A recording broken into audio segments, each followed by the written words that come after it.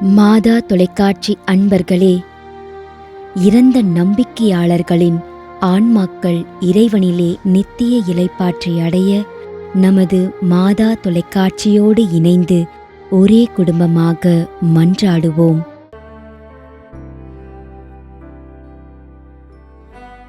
D. Sylvester Motha 30ஆம் நாள் நினைவஞ்சலி.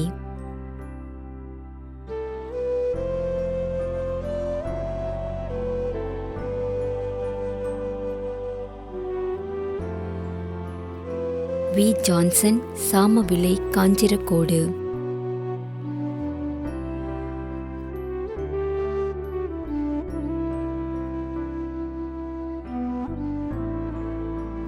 மரிய செல்லப்பாண்டி 42ஆம் ஆண்டு நினைவஞ்சலி. மேரி ஸ்வர்ணம் 28ஆம் ஆண்டு நினைவஞ்சலி.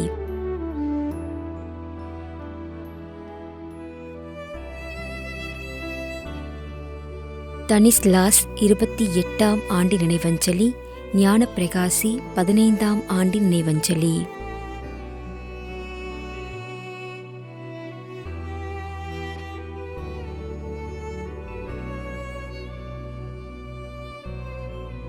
சவரி குரூஸ், லூர்து மேரி.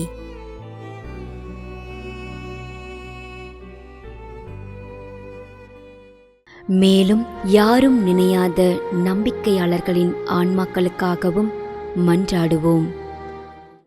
தந்தை, மகன், தூய ஆவியாரின் பெயராலே ஆமென். ஆண்டவருடைய பெயராலே நமக்கு உதவி உண்டு. விண்ணையும் மண்ணையும் படைத்தவர் அவரே. திருவெளிப்பாட்டு நூலிலிருந்து வாசகம். அதிகாரம் 14, இறை வார்த்தை 13. விண்ணகத்திலிருந்து ஒரு குரலை கேட்டேன். இது முதல் ஆண்டவரோடு இணைந்த நிலையில் இறப்போர் பேறு பெற்றோர் என எழுது என்று அது ஒலித்தது.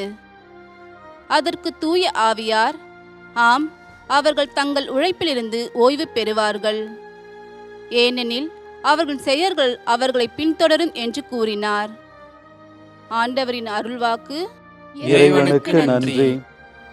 நம்மிடையே வாழ்ந்து இறந்து போன இறைவனின் அடியார்களுக்காகவும், மேலும் குறிப்பாக மாதா தொலைக்காட்சி வழியாக நீர்த்தார் நினைவில் இன்று நினைவு கூறும் இறைவனின் அடியார்கள் அனைவருக்காகவும் மன்றாடுவோம். விண்ணுலகில் இருக்கின்ற எங்கள் தந்தையே, உமது பெயர் தூயது என போற்ற பெறுக. உமது ஆட்சி வருக. உமது திருவுளம் விண்ணுலகில் நிறைவேறுவது போல மண்ணுலகிலும் நிறைவேறுக. எங்கள் அன்றாட உணவை இன்று எங்களுக்கு தாரும். எங்களுக்கு எதிராக குற்றம் செய்வோரை நாங்கள் மன்னிப்பது போல எங்கள் குற்றங்களை மன்னியும். எங்களை சோதனைக்கு உட்படுத்தாதையும் தீமையிலிருந்து எங்களை விடுவித்தருளும். ஆமென். மன்றாடுவோமாக. இறைவா, இரக்கம் காட்டுவதும் மன்னிப்பு அளிப்பதும் உமது இயல்பு.